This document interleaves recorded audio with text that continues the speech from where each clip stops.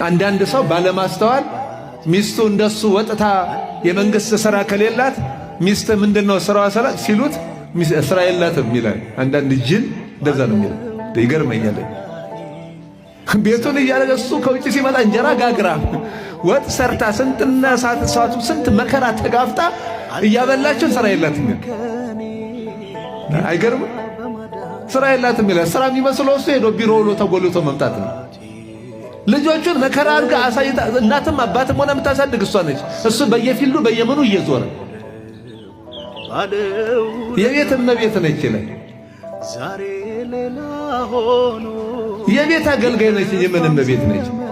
ለቤቷ እኮ ባሪያ ነች። እንደ ባሪያ ሆና ነው የምታገለግለው። የቤት ስራ የማይመስለው ሰዋል። ልጆች ማሳደግ ስራ የማይመስለው እሱ ያመጣውን አስፈጭታ አብክታ ጋግራ ወጡን ሰርታ እሳት ነዶባት የምትሰራው ስራ የማይመስለው እሱ ብቻ ሄዶ የሆነ ገንዘብ ቆጥሮ ስለመጣ በቃ ኪሱ ገንዘብ እንቺ ለዚህ ምናምን ስላለ በዚህ የሚጀነን የሚኮፈስ የማያስተውል አንዳንድ ወንድ አለ። በእውነት እንዲህ ያለ ማስተዋል የሌለው ወንድ ካለ መስተካከል አለበት።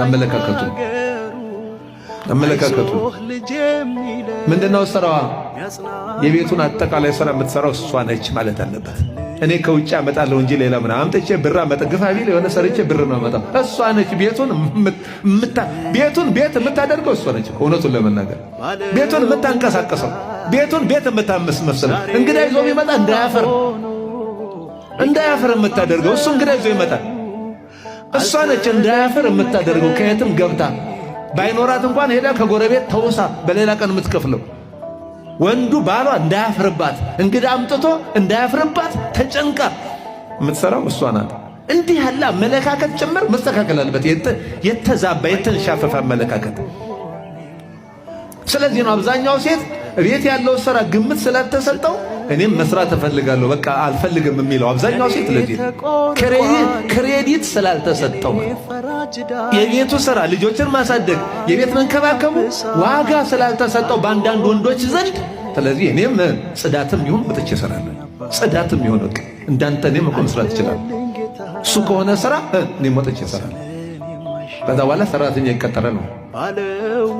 ሰራተኛ ይቀጠረ። እናታቸው በስርዓት ታሳድጋቸው ስትችል በሰራተኛ ልጆች ያድጋሉ። በምንፈልገው መንገድ ሳይሆን በማንፈልገው መንገድ ሰራተኛዋ ትቀርጻቸዋለች። በለፈለፉ ባፍ ይጠፉ እንደሚባለው ማለት ነው።